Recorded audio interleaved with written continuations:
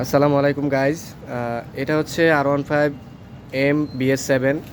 আর এই পাশে যেটা দেখতেছেন এটা হচ্ছে V4 R15। দুইটার প্রবলেম প্রায় সেম। তো এখানে দেখতেছেন কুলেনের যে পাম্পটা এটা খোলা আছে, আমি একটু দেখাই গাইজ।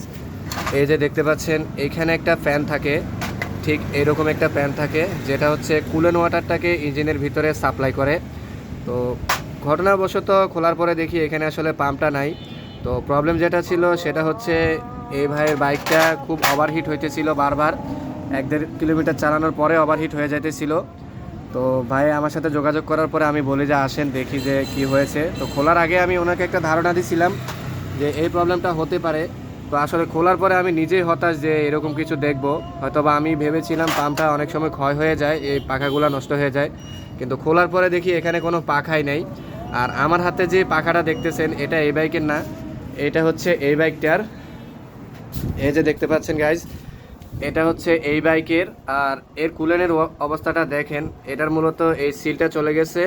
এই সিলটা চলে যাওয়ার কারণে এই বেয়ারিংটাও চলে গেছে, যার জন্য কুলেন ওয়াটারটা ইঞ্জিনে ঢুকে গেছে এবং কি মোবিলের এই অবস্থা হয়েছে। আর এই বাইকটা এসেছে মূলত চাঁদপুর থেকে।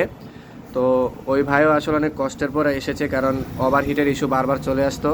কারণ কুলেন ওয়াটার যদি ইঞ্জিনে ঢোকে তো মোবিলের অবস্থা খারাপ হয়ে যায়, আর রেডিয়েটরে যদি পানি না থাকে বাইকটা এমনিতেই হিট হবে, এটা আসলে স্বাভাবিক। তো আপনারা যারা এই ধরনের বাইকগুলো চালান একটু সাবধানে চালাবেন। কোথাও যদি দূরে যান তাহলে কুলেন ওয়াটারগুলো চেক করবেন। আর যেখান থেকে সার্ভিস করাবেন একটু ভালো জায়গা থেকে করানোর চেষ্টা করবেন। তাহলে আপনারা দেখা গেছে দূরে কোথাও গেলে আশা করি কোনো ধরনের বড়সড় বিপদে পড়বেন না। তো গাইজ, ভিডিওটি যদি ভালো লাগে অবশ্যই একটি লাইক দিয়ে যে ধরনের ভিডিও প্রয়োজন সেটা কমেন্ট করে আমাকে জানাবেন। আর যদি আমার চ্যানেলে নতুন হন তাহলে চ্যানেলটা সাবস্ক্রাইব করে রাখবেন।